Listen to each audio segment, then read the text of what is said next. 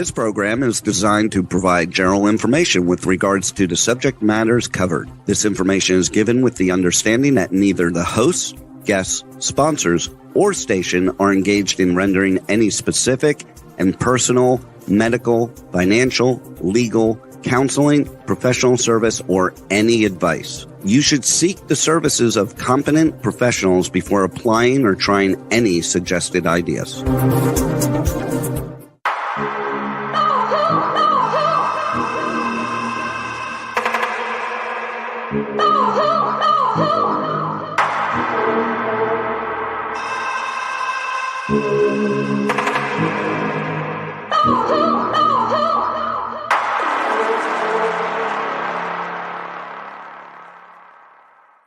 Good morning, true seekers and true crime junkies. Welcome back to another episode of Hit the Road, Jack, Finding the Zodiac. I want to welcome to the show this morning, Nolan Del Campo. Good morning, Nina. Good morning. And Terry Batcher. Good morning, y'all. Good morning. Good morning. Actually, good afternoon for me, as you may know. I wanted to actually start by patronizing my son today, so I'm wearing my shirt for him. It says, "Some people never meet their hero, and I raised mine." Nice. Which I absolutely love because he just took a position in the honor guard, which I was very proud of him doing. That's obviously a very complicated, I think, emotionally complicated position to take in the military when you are doing ceremonies for those that have passed away, or the retirement's probably not near as bad. But on one of his first assignments, he had they were coming back from the memorial service, and there was a major car wreck on the freeway. And of course, his troop hopped out to help everybody that was injured in the accident. And so he was then given, let's see if we can get that to show without the light on it. He was then given a challenge coin, which I thought, oh yes, here, hold on. I'm going to go one more, which I thought was pretty awesome. And it basically says that Black Knight's 19th Mission Support Group. And the other side of it says, "This is but a scratch presented by the commander for exemplary performance." So I just wanted to give my son a shout out for being the amazing man and soldier that he is, because we know how much or how little I actually believe in what our military does sometimes. But there is obviously a good use for them. When my son said he was going to be going into the military, right at a time when I'm thinking, well, that's fine. We haven't been in war for 60 years plus, and then we started having all the infighting with China and Russia, and I was just like, Lord, not now. Yeah, exactly. We're involved in 3 or 4 different conflagrations right now. Oh yeah, I know. Well, and the other side is that taking the honor guard position makes him unavailable for deployment, at least for 6 months. So That's good. Yeah. There's some good news though. Biden's dog that he's got, his guard dog, is biting all the Secret Service guys. And they say animals know when you're a good guy and when you're not. Well, I don't know. I think his animal might be confused. Yeah. Shepherd is, the German He's a Shepherd. biter. Yeah, He's a biter. I'm not down with biters. It's a big problem, they say. Can you imagine how you're going to protect the commander-in-chief if he's being bitten? He's biting all the Secret Service people, So are you saying like that little senility is going on with this dog too? I think, it's the dog picked up on it. It's confusing the dog. I don't know. Yeah, I thought it was funny. But, I have a dog that's going sometimes they have a senile warped sense too. of humor, I guess. I feel sorry for him getting bit. Even if you've ever been bit by even a puppy, if they bite you, it's horrible. It hurts. Yeah. All right. Well, we're going to go back to DB Cooper and we're going to pick up where we left off. I'm going to go ahead and throw up this presentation. Oh, go back. Hopping around here. So, Terry, you had mentioned in one of your posts on the message board that attaché on the Ramsey ransom note, but I don't recall the words used in the Riverside Phantom crimes. So I did address a little bit of that last week, which the attaché was actually mentioned in the Kern letter, which was a real estate agent that was killed down in the Los Angeles area during the time of the Black Dahlia stuff. So there is a direct connection to the attaché. I think the other attaché, the more I thought about it, was, you know how Zodiac is constantly breaking words to give you a perception of something different than what it's actually stating. And I think it was maybe where we saw it and the D was separated enough to, again, imply attaché by itself. And I'm going to go back, I guess, at some point and probably at the end of the presentation, I actually wrap up all the different statements and connections of statements that were made so that everybody can see how many times it's been made through these communications. Go ahead, Terry. I have one footnote. Notice that the word ache is included in attaché. The last four letters are A-C-H-E, the word for the word ache. Right. And in fact, on the Ramsey note, he hints you ache to John Ramsey with the structure of the way he set that up. He's most definitely is saying you ache with the way he set up. Well, the whole entire, intention. So the whole intention was to get the word you ache also involved on the Well, and the Ramsey note. intention was to make the intention was to make him ache as well, obviously, right, by taking like his daughter. He's getting pierced through the heart is the way they structure that whole area of the Jack. Well, you went on to say, I did pick up on the hospital reference, but I was thinking that it might have yet an additional meeting. Do you know what that was? Run that by me again. I didn't quite. What's that? I did pick up on the hospital reference, but I was thinking it might have yet an additional meaning. I'd have to think on that. It's been a long time since I wrote anything about D.B. Cooper. Yes, but let me think on that for a while. I'm not coming up with anything at the moment. So you also went on to say J. Edgar Hoover wanted to be the main Central Intelligence Agency. He worked hard to undermine the CIA in those days. Early Hoover operations were mostly for publicity and grandstanding in order to get more funding. He denied that there was mafia. Yeah, I know. Sorry. Right? Well, when they nicknamed him Mary Hoover, what are you going to do? Because he's a cross-dresser. The guy was a cross-dresser. Well, he denied that there was. Okay.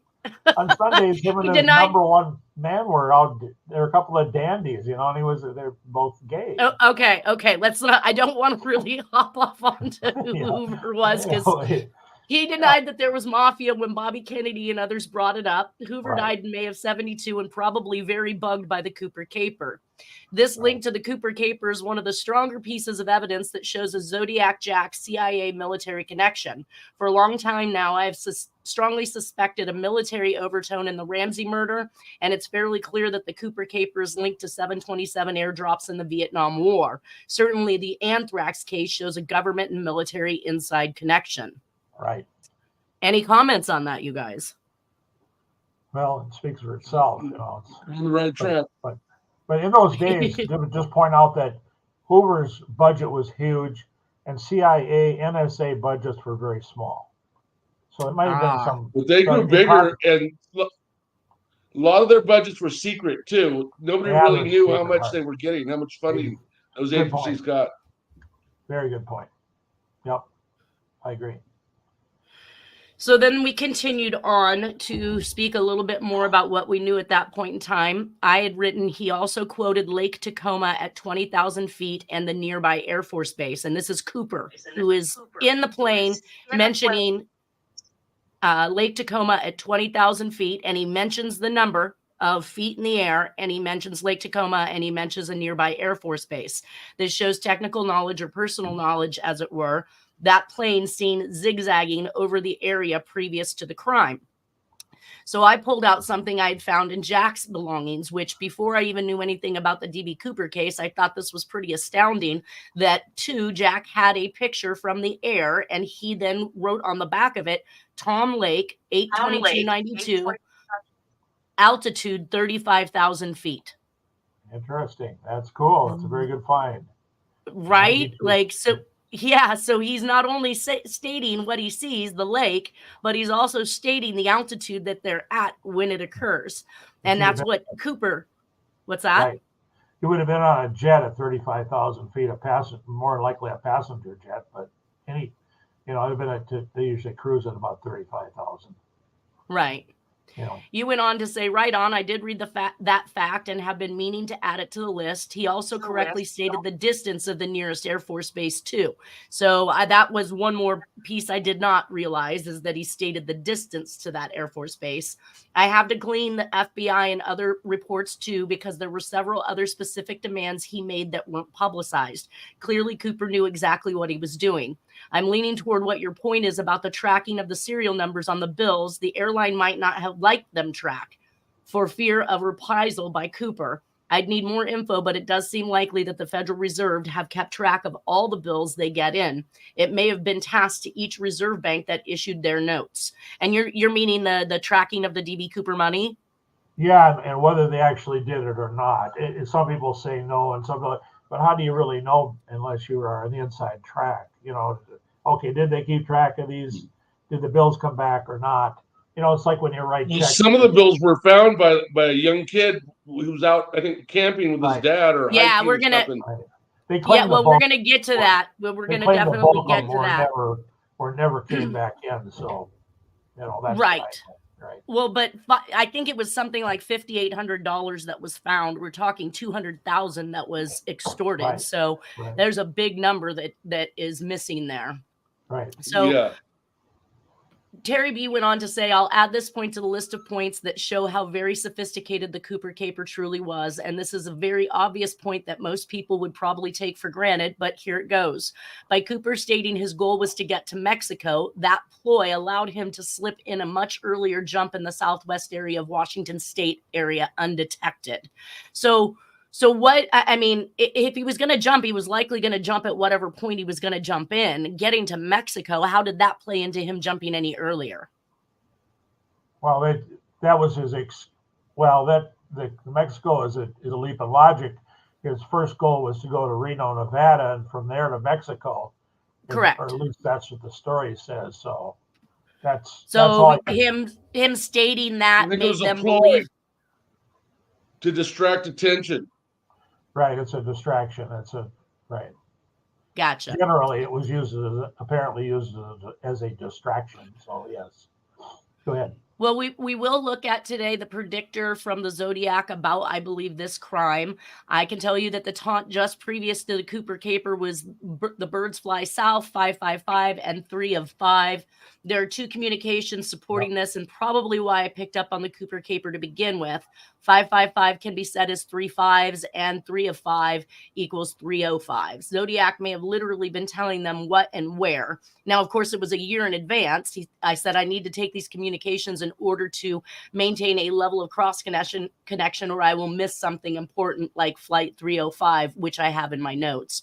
So here it is. We see the letters, or the cutout letters, which we know that DB Cooper also sent in cutout communications, and it says the bird is to fly south right there. It says flight 555, which is really 3 5s, right? 3 of 5, exactly. 305. The hint and the insinuation is there. And then here on the next one that he sends in for November is a flight 3 of a kind. So 3 of a 5 or 305. I mean, you just keep going back to that same rhetoric. Now, I did notice that he'd put in the second communication, see Harry ought, which makes it appear like he's trying to write the word chariot. So I started looking to see if I could find anything on a Harry ought. The only thing I really could come up with was some individuals from New York who made it big in the let's call it the Pepsi business or the soda business. And they actually began and expanded right on into Canada. So I thought, wow, that one's kind of, it's close to what we think or see is going on. But does anybody know anybody named Harry Ott? Well, we got Harriette Sucher. Harriette Sucher. He said, Harriet, find me. Now, the part that I didn't understand when I first read this message was it says, see Harry ought can be. And I was like, can be what? Well, that kind of reminded me of the JFK stuff where it said check, or perhaps it could be Howard or Spencer. Right.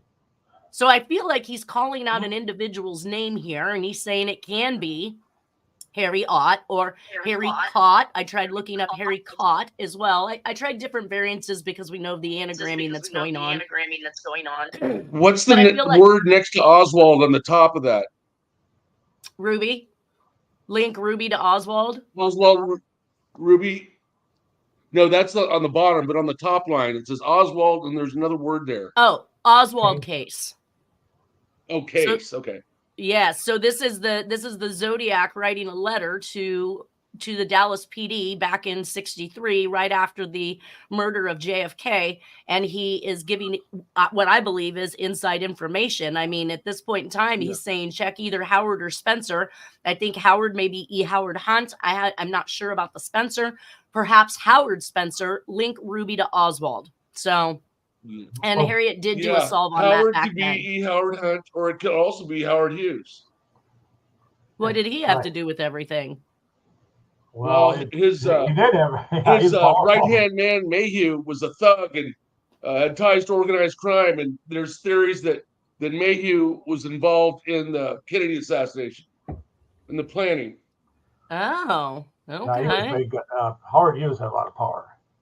But both these documents obviously are very cryptic, very, and there's a lot that you could sit and speculate and say, well, gee, he's got the word train, he's got that, so you go around and it's obviously plain obviously cryptic.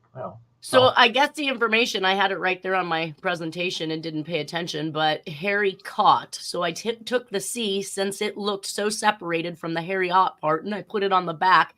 That's how I came up with the big soda business in New York that expanded into Canada. And we do know that there is definitely a link to Canada in these communications. That's the way to look at it. That's the way I got another one that has fly-ins. Come on, guys. Somebody please fix my fly-ins for me. I need to go in and take all of this stuff off. Oh, that's all right. That works. All right. So basically, I wanted to show everybody, as we've been going through this, we've been looking at certain aspects of the handwriting, but a few other things that caught my eye was the block letter writing that was done in the Revolution letter by D.B. Cooper. We can see that particular block writing is a style that has been used throughout the years in different communications, from the Lipstick Killer to Black Dahlia to the Zodiac.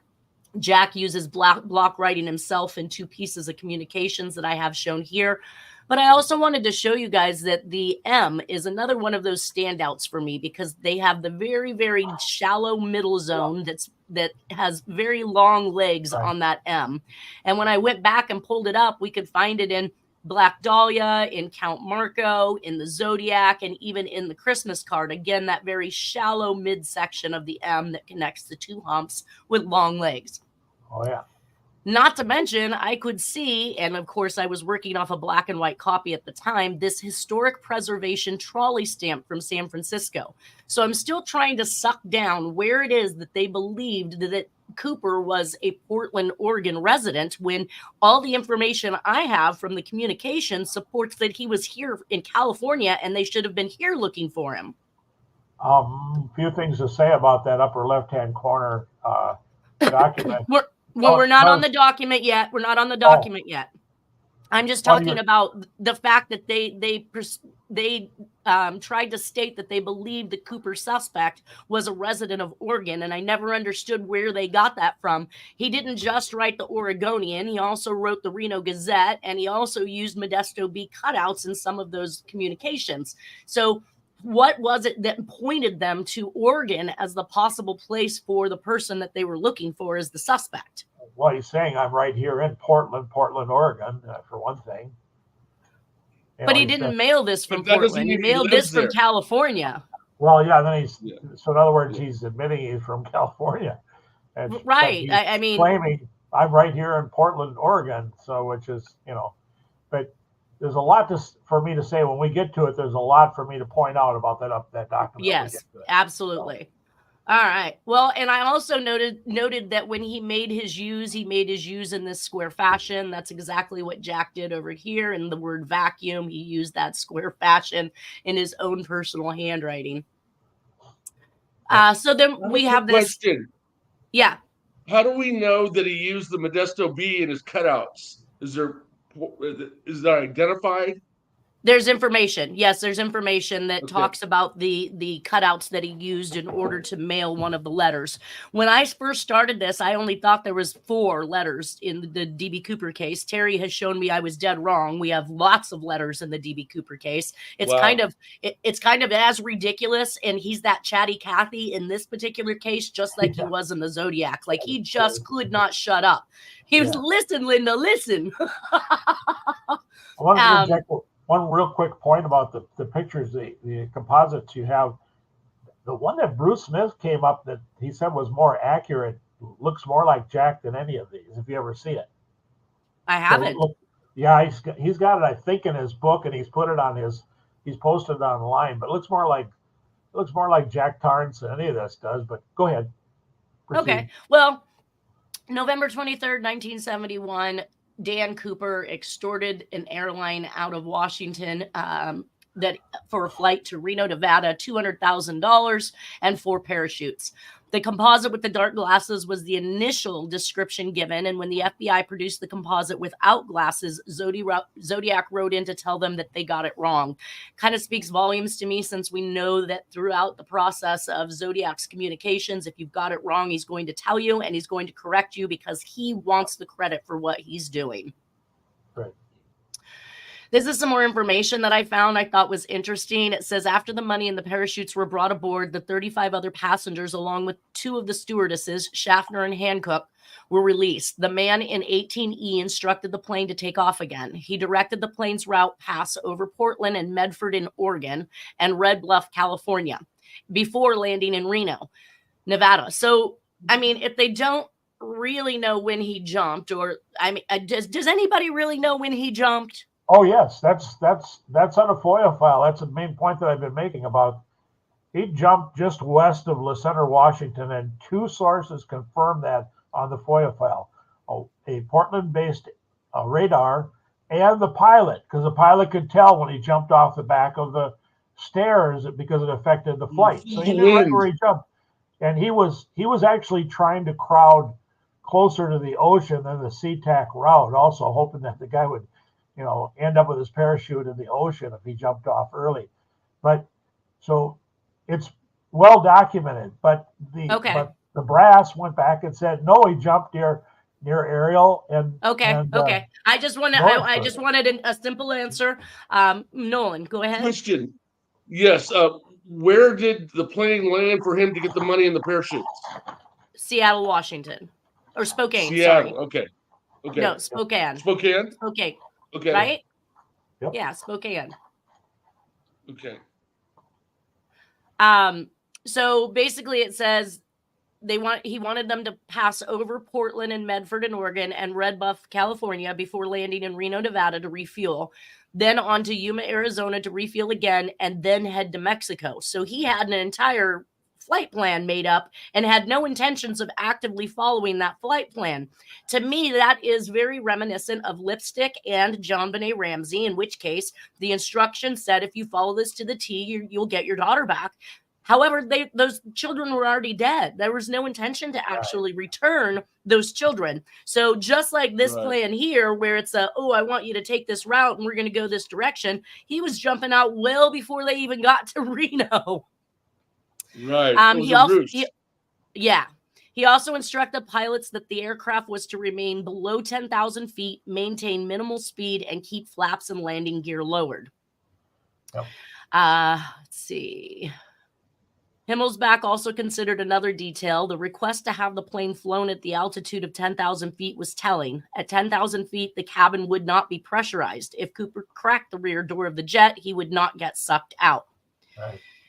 Engineers there informed them that the Boeing 727 was used by Air America, the CIA cutout in Vietnam.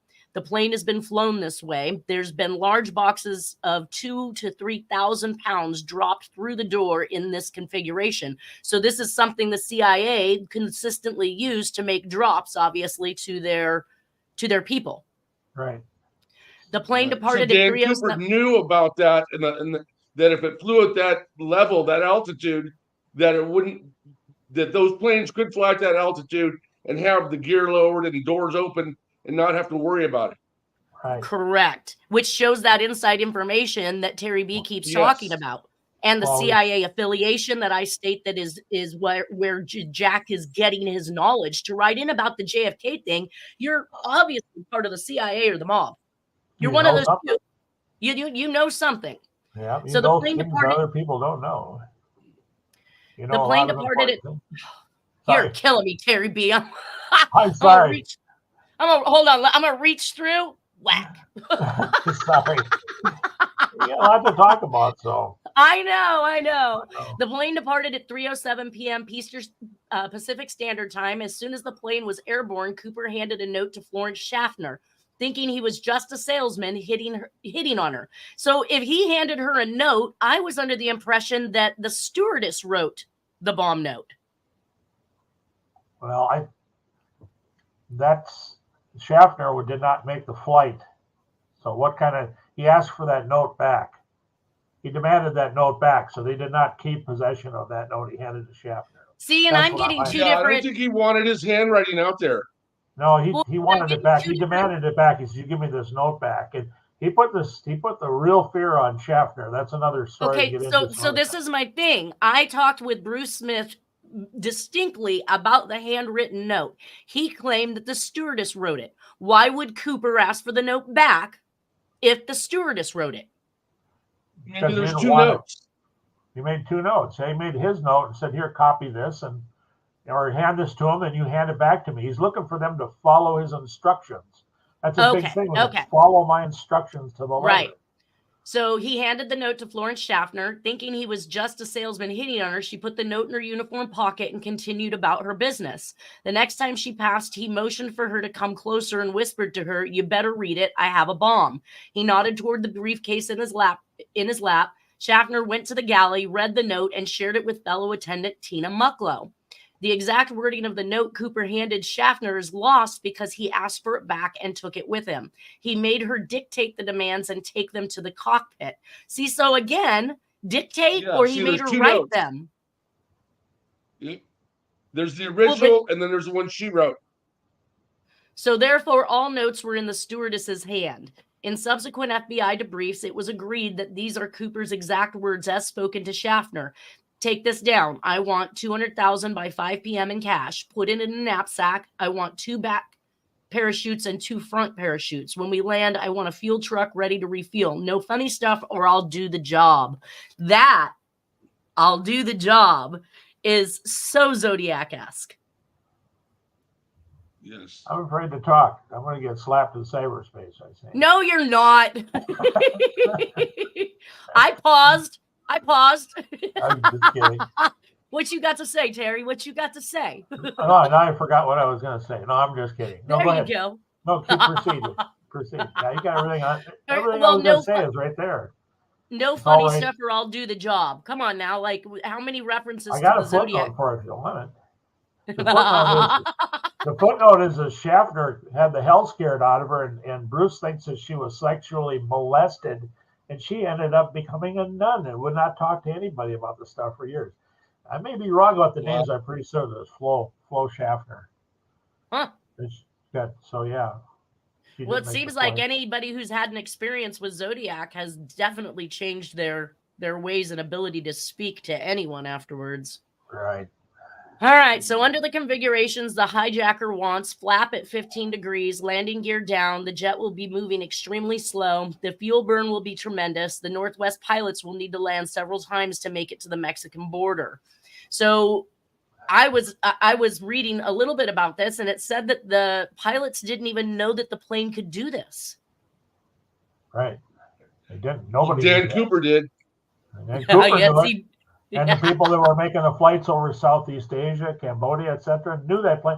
And I'll bet you old Jeffrey Epstein knew that plane to do that too when he bought. That's what he was using to go to Lolita Island, but later on that too. Wow. Well, somebody notated, obviously D.B. Cooper was a man who prepared for this hijacking, even if he didn't jump, which I believe was his plan all along. He had enough knowledge to know he would have to land and refuel many times due to the speed and altitude. As Captain Scott gets final clearances, D.B. Cooper calls from the rear of the plane, "Let's get the show on the road." Miss Tina Mucklow, stewardess, is forced to help DB Cooper as the rest of the folks left on board and are hurried into the cabin. The plane was airborne at 7:34 p.m. Tina showed DB Cooper how to operate the aft stairs. Oh, come on now. Tina Cooper had to show him? He knew what level to fly at. He knew what speed to be at. He knew what degree of and she needed to show him. Okay. DB Cooper's last instructions were to close the curtains behind coach and first class and head to the cockpit. Her last glimpse of Cooper was him tying the money bag around his waist. So it does go on to say the flight had originated in Washington, D.C. and stopped at Minneapolis, Minnesota, Great Falls, Montana, Missoula, Montana, Spokane, Washington, and Portland. Where did they come up with Portland?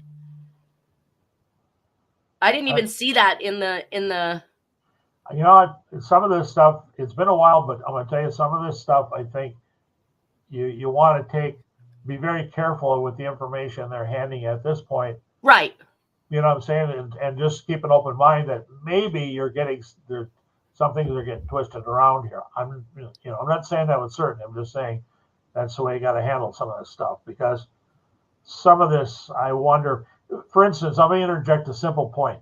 This pilot would have known with the way he was setting up that plane to expect that Cooper was going to jump out soon. You know what I'm saying? Right. The second that he opened that. He's hanging at the plane. The jet appeared to be hanging in the air, set up by you. You want to test that? Go out to the airport and watch the big jets land when they're burning off the last of their fuel. They got their flaps on. They got the power up, and they look like they're almost floating in, like they're in a hot air balloon. They're not coming in fast at all. It happens regularly. I did see that they, again, with the information, this is almost like where the bolo goes out for the black male in the Presidio killing of Paul Stein. The transmission, or the radio transmission, the TTY transcript of the radio transmission indicated 305 passenger advise is hijacking en route to. Oh, these are shorthand for people who know what it means. Knapsack by 5 p.m. Bottom line, what it says is the TTY transcription of the radio message from Captain Scott to Seattle flight operators. Somehow the request for the front chutes was omitted from the transcript, but was included in the radio transmission. So he did get his 2 front chutes, but somehow it's missing from the TTY that went over and the information that was delivered. Says after the money and parachutes were brought aboard, the 35 other passengers, along with 2 of the stewardesses, Schaffner and Hancock, were released. I already read that one. I don't know how I've had that on there twice. The rain is light. The wind speed is 10 knots from the southeast. Clouds are scattered at 2,500 feet. Visibility is 7 miles, and the night is black. At 7:42 p.m., when the plane was about 14 nautical miles south of sea, the pilots got an indication the aft door was open. At 8:12 p.m., the pilots noticed the plane was oscillating as if Cooper was on the aft stairs. The oscillations were not felt after 8:13 p.m. At this time, the plane was over Clark County, Washington, about 25 miles north of the Columbian River near Vancouver, Washington, and Portland, Oregon. So is that consistent with where you think he jumped? It's consistent. It might be off by about 10 minutes, as I recall. It was more like 8:20. I thought it was 8:17 or 8:20 that the FOIA files claim that that both the pilot. He could be wrong as well. And the radar picked him up right by Le Center, but he definitely didn't. The point is he didn't jump anywhere near Merwin Dam and Ariel, Washington, where you get a pine tree up his tail. He jumped by the area. Like, woo, yeah. And if he's going to do this, he definitely had to be precise about where he was going to jump, where and when. I think because he wanted to live. Like Terry's saying, he didn't want to die. He wanted to live. Right. Yeah. So, Terry, you were correct. I think that he did not want his balloon not tickled. Right. Exactly. You don't want to get that get a pine tree in suppository form, Says the cabin temperature dropped to 7 below zero as the onboard warning light indicated that the rear cargo door had been opened and DB Cooper was gone. A pair of Air Force F-106A assigned to the 318th Fighter Interceptor Squadron at McChord Air Force Base, Washington, were flying about 2 miles behind the 727, keeping it within sight. The pilots never saw anything drop from the 727. Come on now, guys. Nothing? Well, They saw the plane, but they didn't see the jumper and a parachute, huh? well, he Right. probably They saw nothing. He probably counted off counted so much and then pulled the ripcord right before he was, pulled the chute closer to the ground. That kind of. Well, it was really dark, so they could see the plane from the plane's lights. Dan Cooper didn't have lights on him, so maybe they didn't see him. I think they shouldn't see him. I think he slipped out of there off the back of the plane, and they're not following exactly. Now at the. Go ahead. Now go ahead with your thoughts. We got it. At this point, no one knew whether he was still on the plane, said Joe Martin, a retired Washoe County Sheriff's deputy. Now, this is, of course, they're in Reno, Nevada now. And interesting that at this point in time that Cooper is wanting to take this flight to Reno when we know that Jack is actively, surfacing around these areas for the most part of his life. Right. And retired. Okay, so we all took up positions. I was at the north end of the runway. The plane went right over us and landed. That's when we found out he was gone. After landing, the pilot again radioed tower. The hijacker took leave of us somewhere between Reno and Seattle. What? Yeah. What it's a is big that? Area. Yeah. But wouldn't you have said Seattle and Reno? Yeah. Who wrote that? An amateur? I don't know. Yeah. Law enforcement what did it say? It said that he took leave of us somewhere between Reno and Seattle. Yeah, it's like the back. It should have been Seattle and Reno because they came from Seattle area to Reno, but either way. But if they talked to the pilot and the pilot knew when the plane shifted, and so the pilot had an idea when he jumped. Yeah. Right. And it was before the Columbia River where it cuts east-west. So. Yeah. Yeah, so to say Reno and Seattle, that, like you said, large area. That's way vague. Yeah. Law enforcement using police dogs searched the airport. Sorry. Law enforcement using police dogs searched the airport grounds. A search was also launched in a nearby Reno neighborhood. So again, why are they searching areas if they have a distinct idea when this individual jumped? All that was found in the plane was right. All that was found. Go ahead. because it's typical of how they operate their narratives. They switch to a narrative. The FBI switched to a narrative and stayed on a narrative. They weren't telling. Gotcha. Okay. And they're drawing attention to themselves, thinking, "Oh, we're heroes here. We're going to search." It gave them something to do. And put them in the news. But there was no way he was going to be in Reno. It gave him some busy work.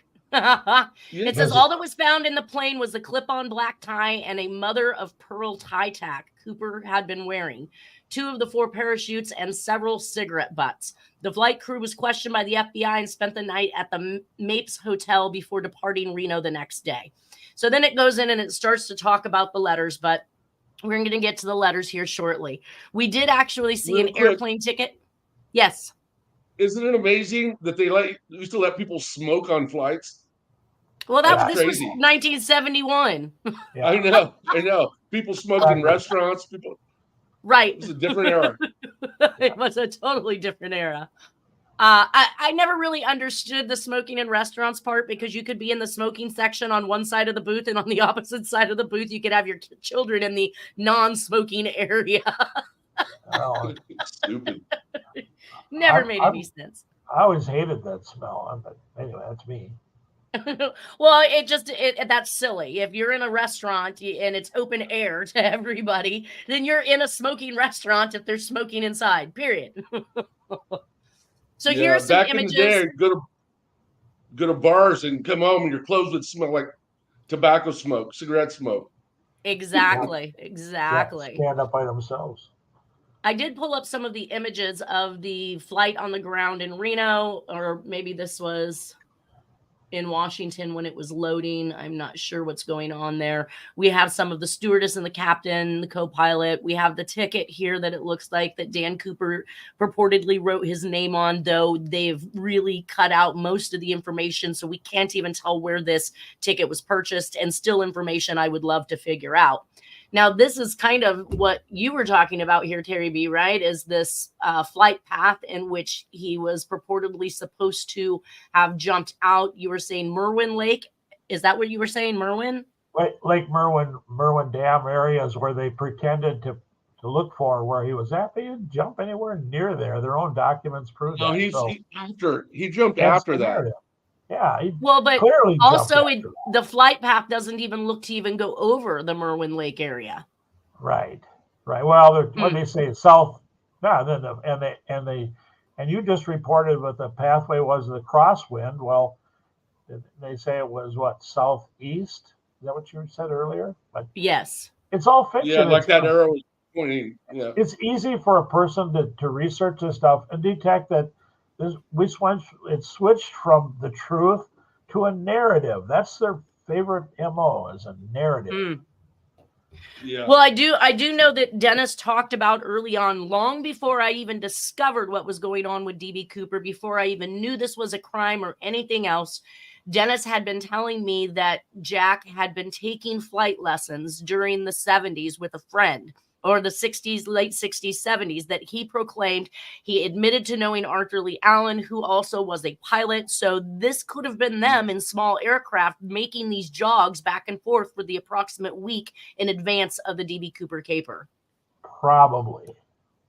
So the original suspected landing zone at Lake, we do see the flight path. We see where the 5800 was found on Tina Bar. We see the original suspected landing zone. So again, they're still reporting somewhere around Lake Merwin. And you're saying this is heavily forested, right, Terry? Right, exactly. Yeah, it wouldn't make any sense. I certainly wouldn't want that needle.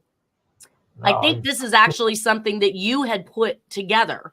Now, you had posted this on the message board. Did you put together this 3D image from Google, or was this this was yours? Or I copied that somebody had already made it, and I just copied it and put it on your board, but it's essentially showing you the VOR path, that the flight path. So right there is, I think, in the middle, you see that BTG VOR about in the middle. That stands for the battleground VOR. VOR is what they fly from one point to another, and that's a very high frequency signal that aircraft can follow. So they follow these. So that's an established flight path that they would use, a normal flight path. But that kind of, if you look at an overall map, you'll see that battleground is much further south of Lake Merwin, or an aerial as well. But yes, so they're saying that he jumped somewhere between the melee fix and the big BTG VOR. Now right that all looks heavily wooded. Like even from the melee fix all the way to there. So where would you suspect that he would have? But closer to that, as I recall, I'm working on, I did this, 8-10 years ago. But closer to the battleground VOR area. But I believe that you're thinking right here, right? You're saying this arrow right next to the Highway 5 sign is. Yeah, they did. For instance, the pilot did not necessarily have to follow that exact flight path.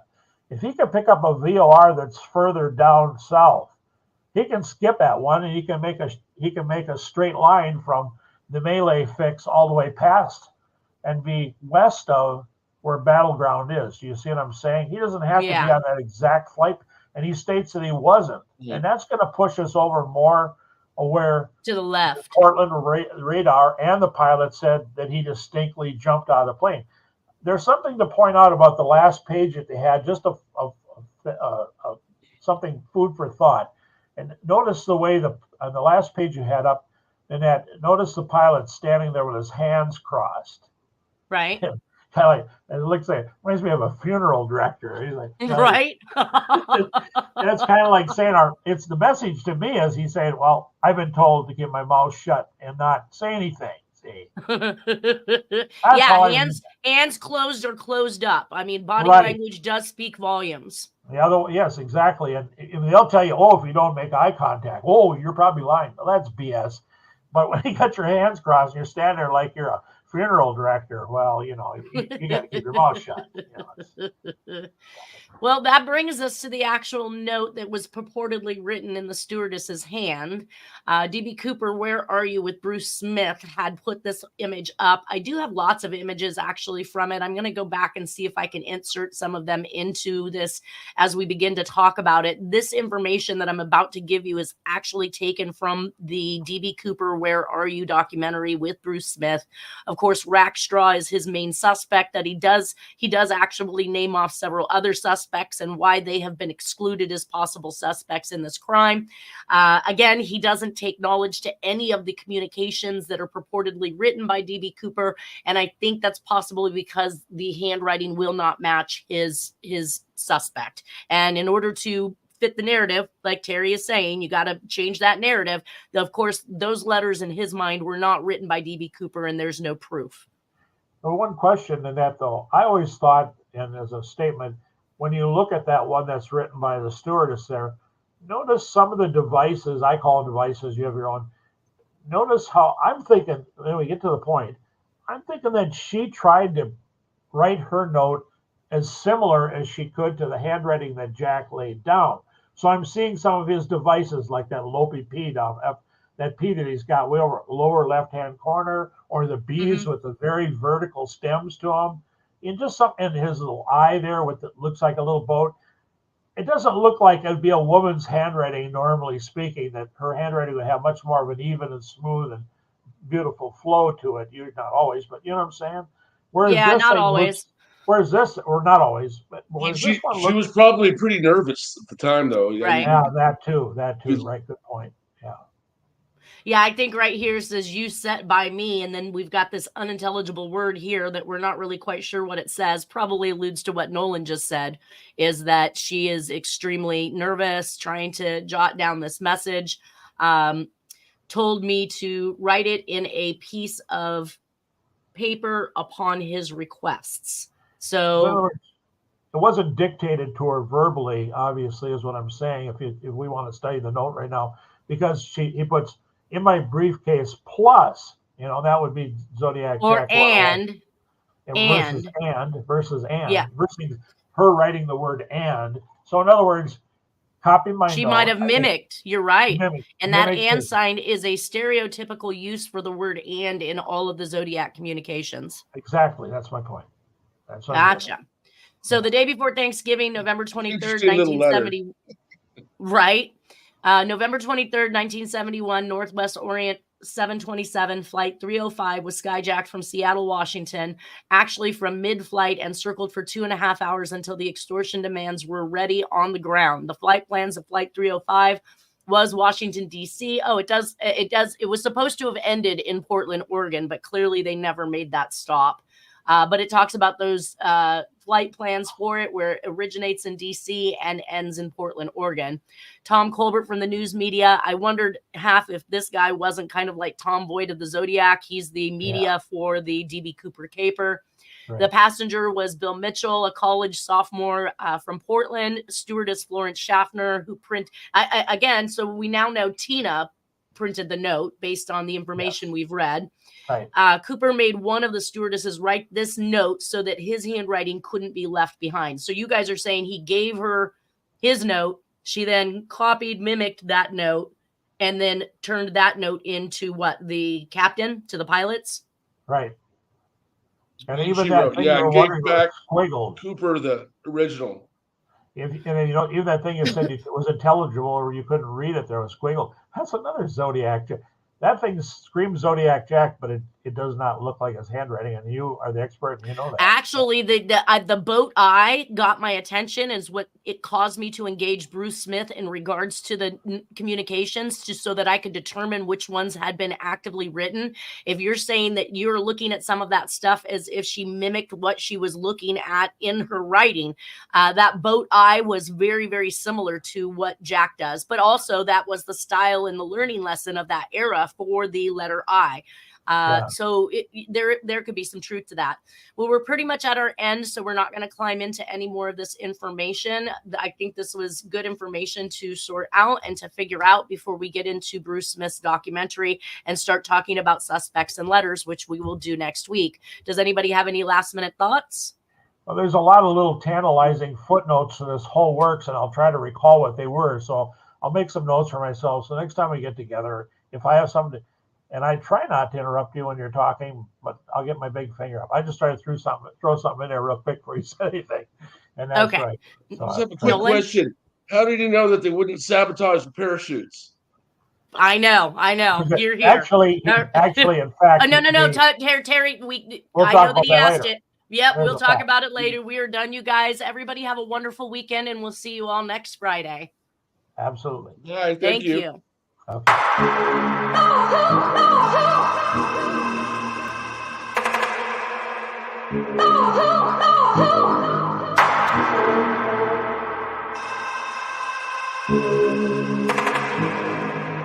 Oh,